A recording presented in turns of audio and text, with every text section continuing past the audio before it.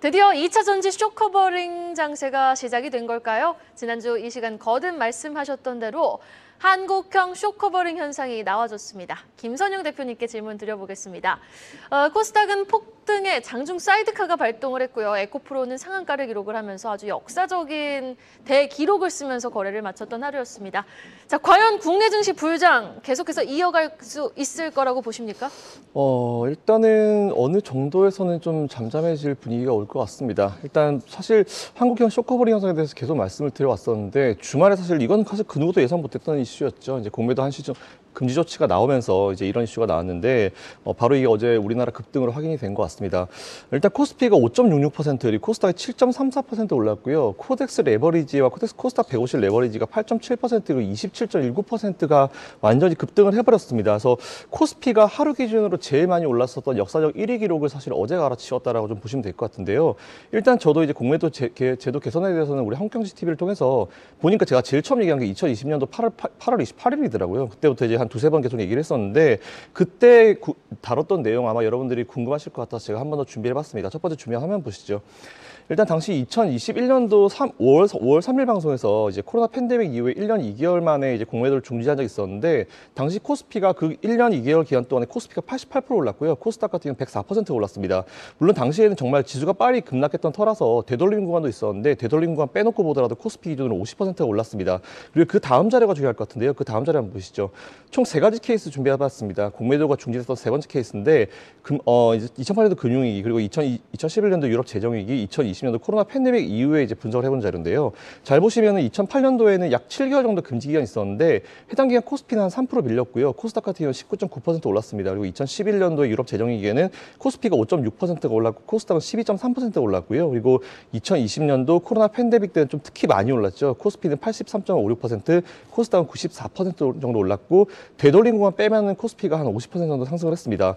이를 통해서 공매도를 금지해둔 기간 동안에 우리나라 지수가 평균적으로 확실히 상승률이 좋았다라는 걸 우리가 최근 3번의 케이스로 알 수 있기 때문에 앞으로 이제 공매도 중지 기간 동안 여러분들이 지수의 흐름이 궁금하신 분들은 이 표 참고하시면 될 것 같고요. 이에 반해서 공매도 재개 이후에 1개월 후의 흐름을 이때 거 보시겠습니다. 일단 재개하고 나서 1개월 후의 흐름은 좀 불안정한 흐름인데 현재 6개월 한시 적용인데 만약 여기서 연장이 되지 않는다라고 치면 이제 내년 5월에 종료가 됩니다. 근데 재미있는 사실 2가지가 있는데 첫 번째로는 6개월 중지하면은 내년 4월달 총선 끝나죠. 근데 중지 기간이 5월달입니다. 그래서 이번에 또 총선용으로 그냥 흐지부지 넘어가지 않기를 좀 바라는 개인적인 바람이 있고요. 그리고 두 번째로는 보통 전 세계적으로 굉장히 유명한 영어로 된 이제 전략 문구가 하나 있는데 세린 메이라는 게 있습니다. 딱 6개월에 5월이잖아요. 그래서 아마 이번에 공매도 중지 기간이 연장되지 않는다는 전제하에 봤을 때는 내년 따뜻해지는 봄 정도 됐을 때는 좀 주의를 하셔도 나쁘지 않을 거라는 그런 결론을 내릴 수 있을 것 같습니다. 아, 네. 지금 간단하게 팩트 하나만 정정을 할게요. 지금 공매도 지금 전면 금지가 내년 6월까지 이렇게 발표를 했습니다. 그래서 이제 총 8개월 기간이 되고요. 그거 재개하고 이제 공매도 기간에는 금지 기간에는 주가가 평균적으로 상승을 많이 했다.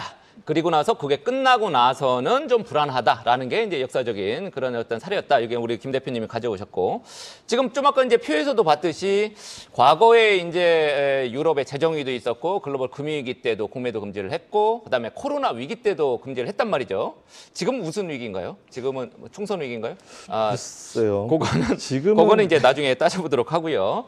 일단 블룸버그가 이제 한국이 선진 시장으로 이동하는데 이 공매도 금지가 제약이 될 거다. 어제 이제 우리 한국경제신문에서 짐 로저스 인터뷰도 했습니다만 그래서 이제 해외에서는 조금 불만들이 나옵니다. 왜냐하면 선진국에서 이제 공매도 금지하는 거는 굉장히 이례적인데 지금 필리핀 같은 데도 이제 공매도 허용하고 그러는데 한국이 갑자기 이렇게 금지하는 거는 좀 맞지 않다. 이런 얘기. 제 개인적으로 거기에서 찬반 의견을 제시하는 게 아닙니다. 그거에 대해서 어떻게 생각하시는지 좀 궁금합니다. 선진국 기준에서 보면 그럴 수 있습니다. 근데 우리나라 금융 시스템을 과연 누가 선진국이라 볼 수 있을지 이거에 대해서 먼저 말씀드리고 싶고요. 예를 들면은 저를 당장 오늘 유럽 챔피언스리그 결승전 파이널 라운드에 최종 공격수나 중앙 미들필더나 아니면 센터백으로 논다 생각해 보십시오. 이거 정말 난리 나거든요. 전 세계 축구 팬들 아마 답답해서 돌아가실 겁니다. 이 얘기처럼 무슨 얘기냐면은 유망주건 축구를 잘하건 분명히 준비 기간이 있다라는 부분 좀 체크해 보시면 좋을 것 같아요.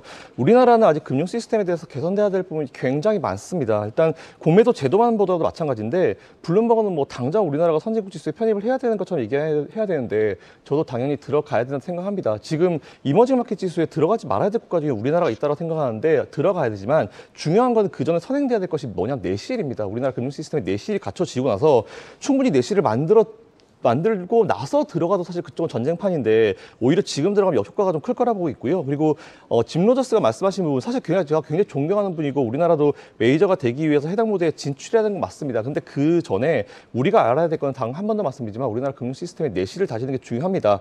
급하게 생각 안 했으면 좋겠습니다. 솔직히. 그리고 굳이 그런 평가들에 대해서 신경 쓸 필요도 없고요. 아무리 옆에서 누가 떠들어도 그냥 우리는 우리나라 길 가야 된다 생각합니다. 그리고 해외 언론들, 해외 기사들 우리나라 사정을 잘 모르는 해외 언론들 기사보다는 더 정확한 팩트를 가지고 있는 건 한국경제신문입니다. 사실은 블룸버그보다 우리나라 환경신문이 차라리 저는 훨씬 낫다고 생각하고 있고요. 감사합니다. 네, 외국인 자금이 이탈된다라고 걱정하시는 분이 계시는데 그건 파생시장에 대해서 굉장히 이해도가 낮으신 분입니다. 왜냐하면은 공매도가 안 돼도요 선물 매도 통해 가지고 이거 충분히 숏할 수 있거든요, 해지할 수 있거든요. 그래서 저는 오히려 이 부분이 가격 하락에 대비해서 숏 대신에 이제 개별 선물에 대해서 종목 선물에 대해서 좀 매도하는 방식으로 해지할 수 있기 때문에 오히려 저는 이번 이슈가 선물 시장, 파생 시장이 좀 더 활성화될 수 있는 계기다라고 생각합니다.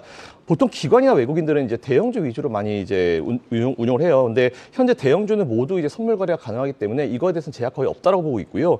물론 개별 종목 선물이 없는 중소형 롱숏 펀드 같은 경우는 좀 영향을 받을 수 있고 운용 전략 바꿔야 되는데 그건 뭐 기관들이 알아서 해야 될 문제이기 때문에 우리 개인들 굳이 신경 쓸 거 아닙니다. 그리고 입장 바꿔 생각해 보면은 사실 대부분의 외국인 기관이 이제 대차 비용이 없는 선물 거래가 사실 훨씬 편할 거라고 저는 생각하기 때문에 이건 뭐 체크해 보시면 좋을 것 같고요.